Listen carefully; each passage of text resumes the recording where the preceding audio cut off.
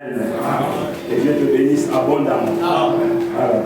Tu peux saluer ton frère, dire que Dieu te bénisse.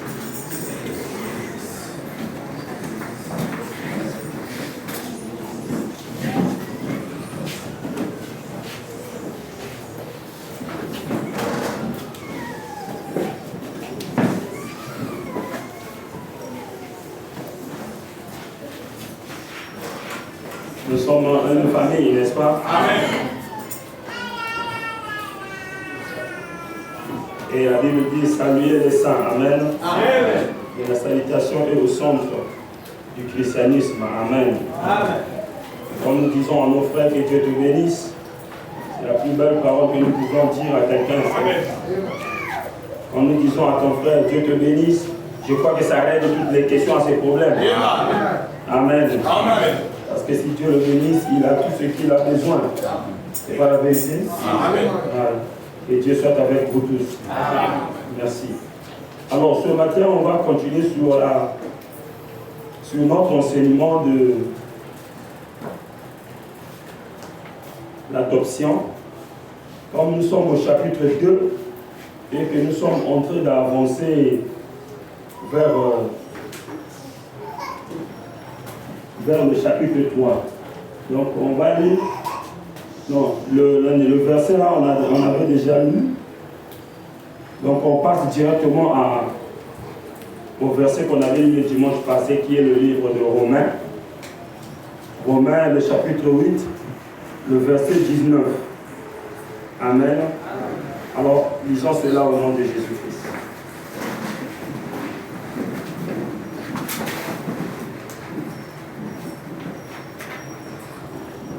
La Bible dit: aussi la création attend-elle avec un ardent désir.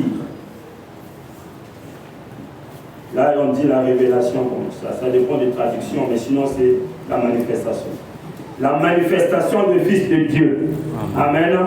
Et Dieu bénisse sa parole, on peut s'asseoir. Merci.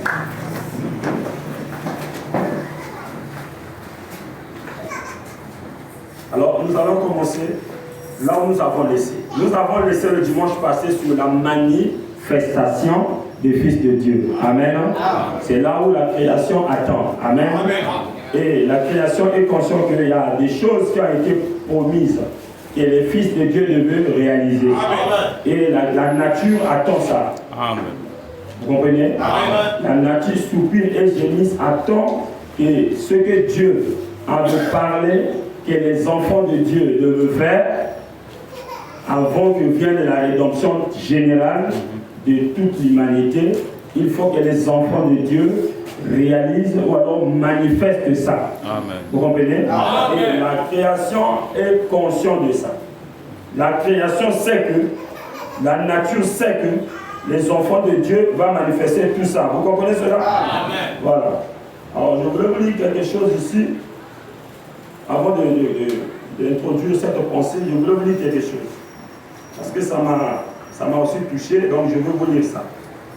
Le prophète dit ceci dans la prédication, l'influence. Prêchons en 62. Le 13, 10e mois. L'influence. Paragraphe 90. Le prophète dit: Dieu laisse parfois les appuis nous être retirés. Amen. Il permet parfois que la maladie nous frappe. Amen. Il permet que la déception, le chagrin nous frappe. Amen. Parfois, il fait cela pour vous amener à être influencé par l'évangile. Amen.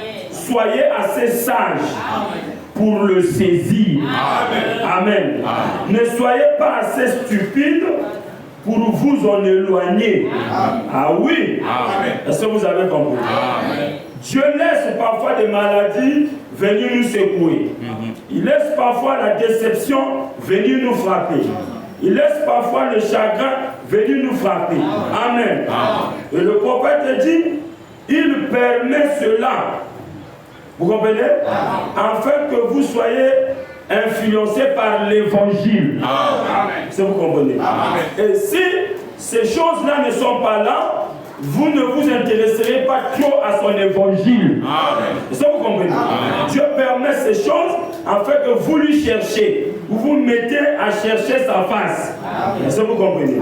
Alors il dit, ne soyez pas assez stupide pour vous en éloigner. Vous comprenez? Mais soyez sages pour vous approcher, pour le chercher. Amen.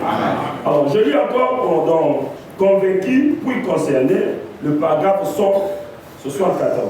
Le prophète dit, Dieu sait comment vous forcer à prendre une décision. Est-ce que vous comprenez? Dieu sait comment vous forcer à prendre une décision. C'est vrai. Parfois, il laisse la maladie venir sur vous. Et tout le reste. Rien que pour vous forcer à prendre une décision. À montrer ce qui est en vous. C'est ce que vous êtes. Dis Amen. Dis Amen. Dis Amen. Est-ce que vous avez compris? Dieu permet certaines circonstances de nous arriver dans notre vie. Dieu permet cela afin que nous puissions prendre une décision. Vous comprenez? Et c'est lui-même qui est derrière ça. Est-ce que vous comprenez? Et ne dites pas pourquoi ceci m'est arrivé. Non. C'est la volonté de Dieu parfois que ça arrive. Et quand ça arrive, Dieu a quelque chose dedans là. Est-ce que vous comprenez? Dieu a quelque chose à l'intérieur. Dieu veut attirer sa gloire dedans là. Est-ce que vous savez cela? Donc il ne faut pas que toutes choses nous puissions voir le diable. Il y a des choses qui est aussi la volonté de Dieu. Mais pour que Dieu tire aussi sa gloire. Est-ce que vous comprenez? Et Dieu sait que s'il nous laisse sur ces choses, nous n'allons pas trop nous intéresser à sa parole. Alors Dieu permet qu'il y ait ces choses afin que nous puissions vraiment être secoués pour que nous puissions revenir à la parole. Alléluia. Est-ce que vous comprenez cela? Vous cessez? Merci. Voilà. L'ordinateur est en train de faire un petit jeu là. C'est pas facile de faire avec la technique. Ok, merci. Là c'est bon.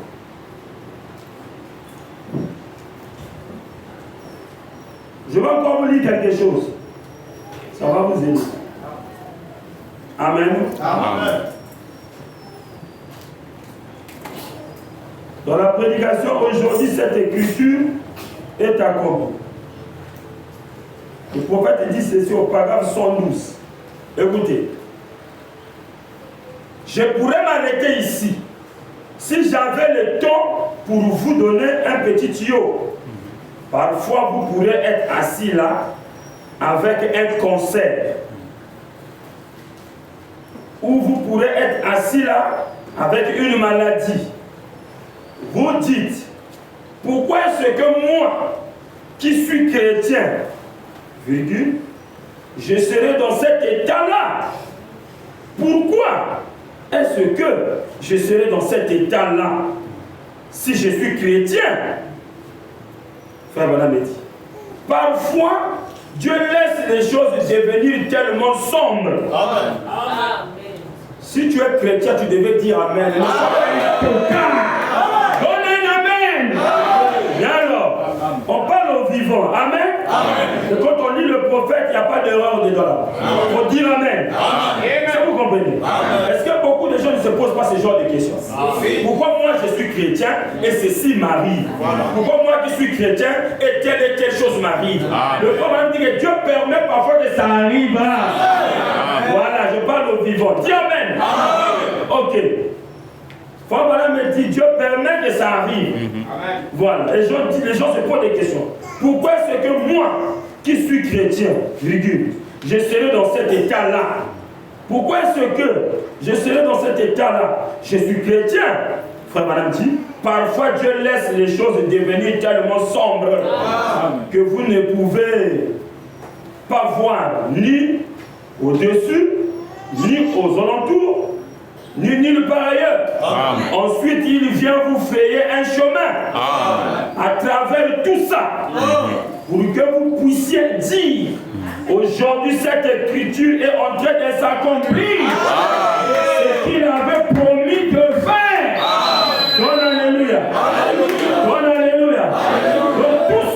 chose arrive, c'est la volonté de Dieu. Ça peut être une volonté permissive. Ça peut être une volonté parfaite. Mais c'est la volonté de Dieu. Donne amen. Donne amen. On peut avancer maintenant? Est-ce qu'on peut avancer? Et si Dieu veut attirer sa gloire quelque part, Dieu permet que ces choses arrivent. Pour que Dieu attire sa gloire. Est-ce que vous cessez les enfants? Vous cessez cela? Voilà, merci. Donc là, on peut avancer. Alors, rapidement, on va prendre il y a eu un petit souci avec mon ordinateur. Ah, le diable. Aïe. C'est-à-dire, l'ordinateur s'est arrêté. Après, il a modifié le fichier, ça a tourné. Donc là où j'ai programmé, comme ce n'était pas enregistré, ça s'est supprimé et ça a recommencé ce qui était là avant. Alors donc là, je dois compter sur la grâce de Dieu. Amen. Amen. Voilà. Alors, le prophète dit ceci dans l'Adoption, chapitre 2, au paragraphe 29, il dit, en lisant cette écriture que nous avons lue, la création attend. Vous comprenez? Amen. La création attend-elle, sans de suspension, un ardent désir, les manifestations des fils de Dieu. Avec un ardent désir, la création entière attend la manifestation. Amen. Vous voyez, la manifestation. Qu'est-ce que c'est? Madame dit, c'est faire connaître Dieu. La création attend que les fils et filles de Dieu puissent faire connaître Dieu aux hommes. Puissent montrer Dieu à l'humanité. Alléluia. Et le frère Madame dit, les musulmans, le monde entier, les musulmans là-bas, ils attendent cela. De tous côtés. Alléluia. Donc le musulman et tout ce monde-là attend que nous, les enfants de Dieu, nous puissions rentrer en scène. Pour que nous puissions manifester Dieu. Amen. Alors nous allons lire de la prédication Apocalypse chapitre 5, deuxième partie. Le prophète dit ceci au paragraphe 93 plutôt. Qu'avons-nous au commencement? Le frère Branham dit la vie éternelle. C'est ça que la nature attend.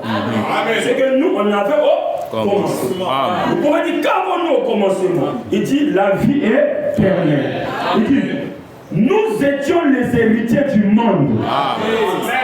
Nous avions la vie. Nous n'avions pas à mourir. Nous n'avions pas à être malades. Nous n'avions pas à vieillir. Nous n'avions aucun souci. Donc au commencement, les enfants de Dieu ne pouvaient pas vieillir. Ils n'avaient pas de soucis. Ils n'avaient pas de maladie. Dis alléluia. Et c'est ce que la nature attend de voir. Donne amen là-bas. Nous n'avions aucun souci. Là, il n'y avait pas de funérailles.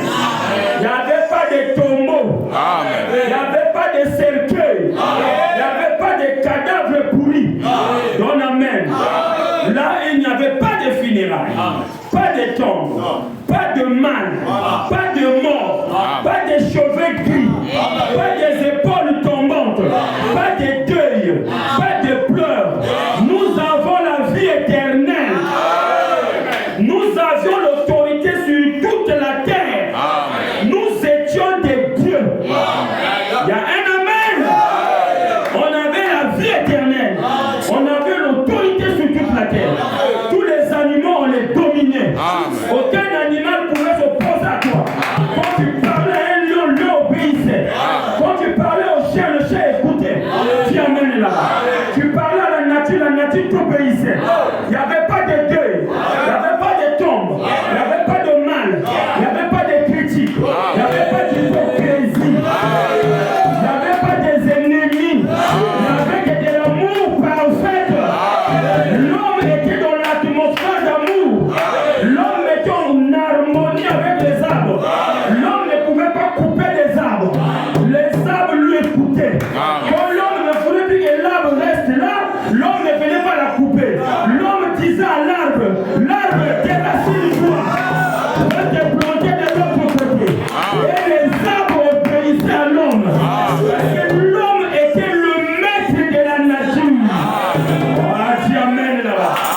L'homme était Dieu sur la terre. Et c'est ça que la nature attend de voir. nature réclame son maître. Il ne voit plus son maître dans ses œuvres. Alors la nature crie. Maître, où es-tu?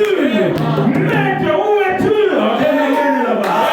On amène là-bas. On alléluia. Quand les animaux avaient des conflits, c'est l'homme qui venait les arranger. Il dit les lions, qu'est-ce qui ne va pas avec la lionne? Ah non, on a dormi, la lionne m'a mal regardé. Non, vous êtes un, restez ensemble. Okay?